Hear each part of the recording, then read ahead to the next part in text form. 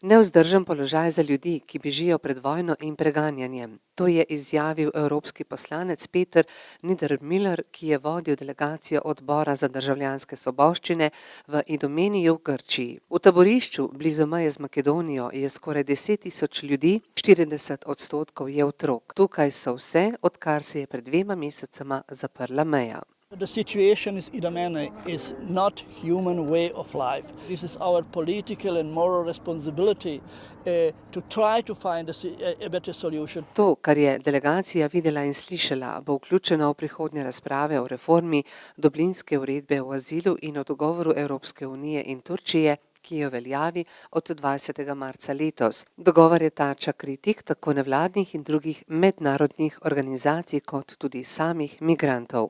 There's a lot of emotion, a lot of tension against the European Union, against Europe, because people say after 20th of March, there is actually no possibility to come to Europe from here. Od podpisa dogovora s Turčijo se je število poskusov in uspešnih prehodov v Grčijo od 1600 februarju zmanjšalo na samo 100 v mesecu marcu. Morda to tolaži grško vlado, saj zmanjšuje pritisk na njihov sistem in tudi zato, ker zdaj umre manj ljudi, ki poskušajo priti v njihovo državo.